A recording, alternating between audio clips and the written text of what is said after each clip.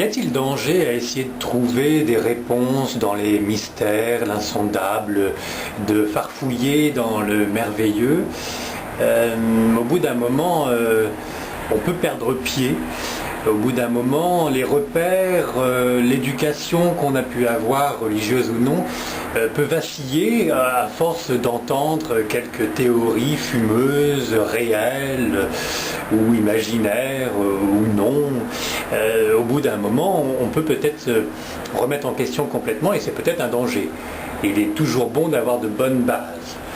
Si j'en parle maintenant, c'est que à force de rencontres, à force d'entretien, chacun donne un petit peu sa vision de la vie, sa philosophie de l'au-delà ou de tout ce qui est invisible et qui existe quand même, et qu'on peut avoir une overdose, une indigestion de toutes ces informations en ne sachant pas quels sont les bons aliments à garder pour la bonne digestion et quels sont les éléments à jeter carrément parce que beaucoup trop indigeste.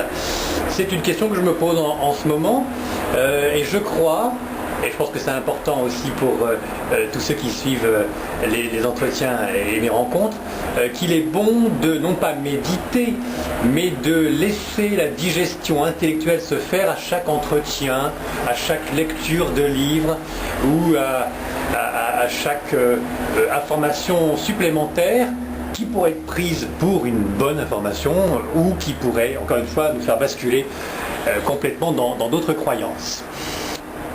Je reste persuadé aussi qu'il faut garder, comme l'a dit le Dalai Lama, qu'il faut garder ces bases religieuses occidentales, orientales, et qu'il ne faut pas forcément tout changer d'un coup, car ça peut être très perturbant pour l'esprit et même pour la vie même de l'être. Je me le dis à moi, mais je le transmets bien sûr, ces principes ici.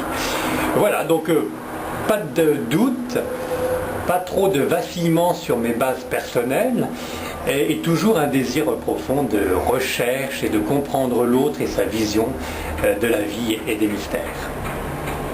Je resterai donc immuable comme ces montagnes du lac Léman.